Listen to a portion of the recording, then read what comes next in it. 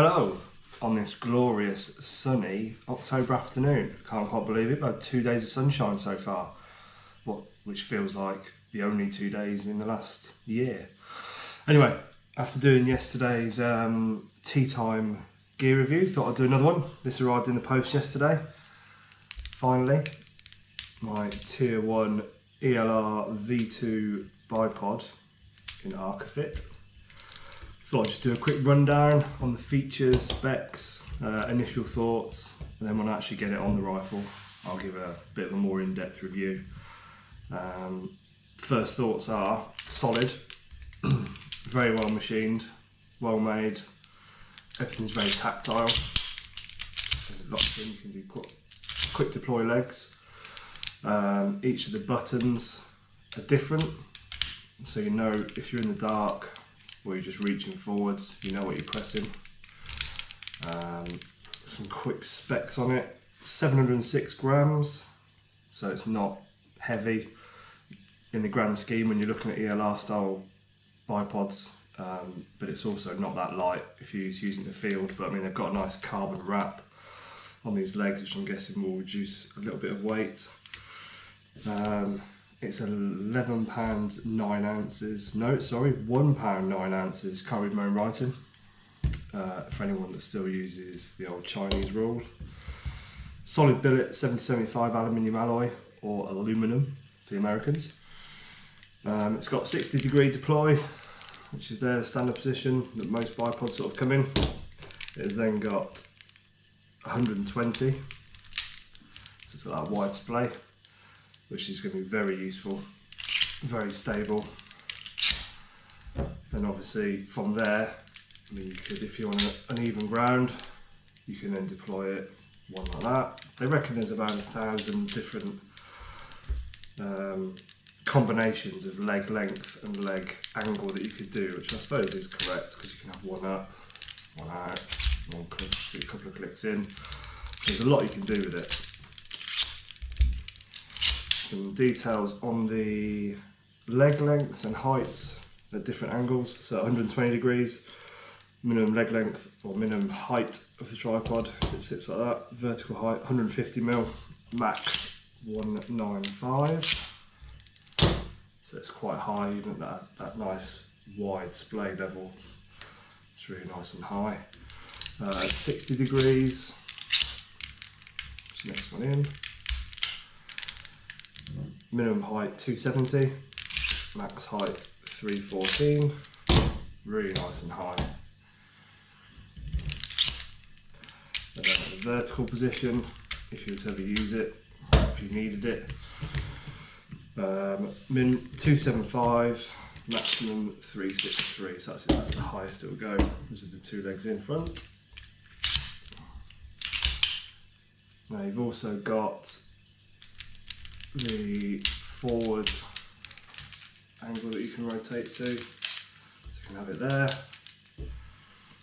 Obviously you can stow in that position, deploy, and then when you've got them in the display position, you can obviously stow there, and quick deploy there, or you've also got the front angle position there.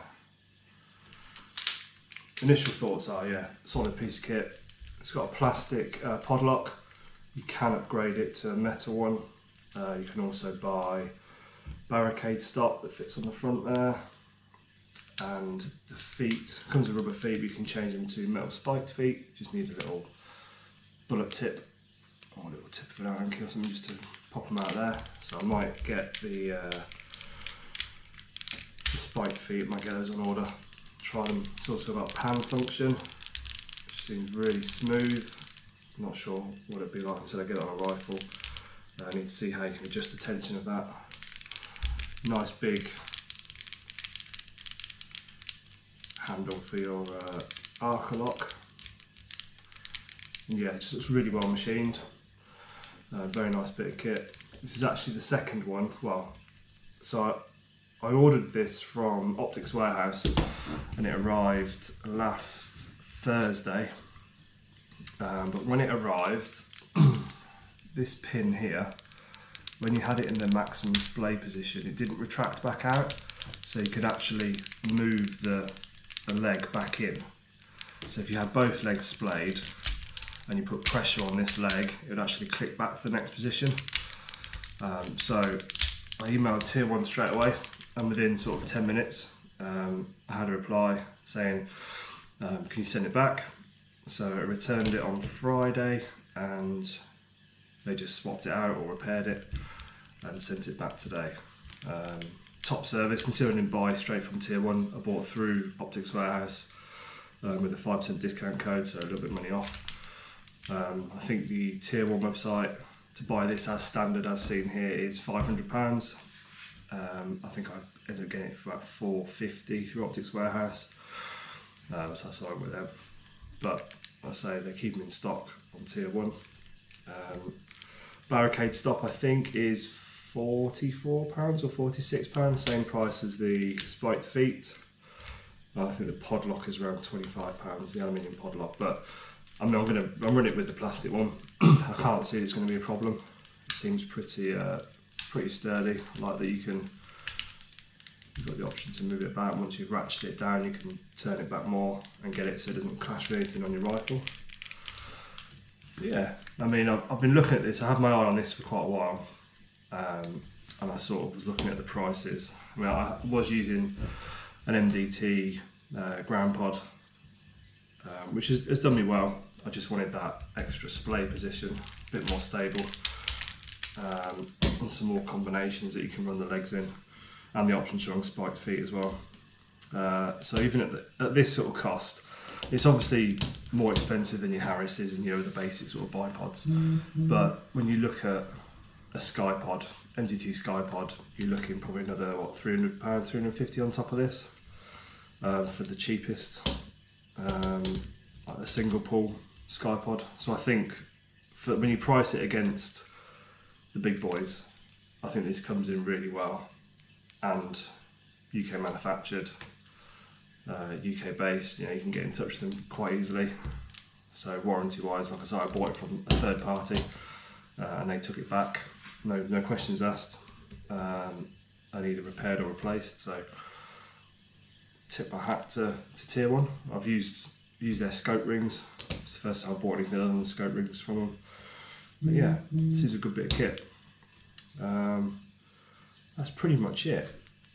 I think once I get it on the rifle, I'll get a decent roundup of what it's like. But first impressions are, they've hit the nail on the head with this one. Just in terms of build quality, you can feel that whole main piece is built on one billet of alley. And the ability to stow away. And I like the idea. I really like Arca. I've got Arca rails on both rifles, just for quick detachment. I can use this on the 223 and the 6.5 with no problems. But yeah, I think that's about all I've got to say about it. Just excited to get it on my rifle and get testing and give it a proper good go. But yeah, I'm going to do a few more of these tea time quick reviews.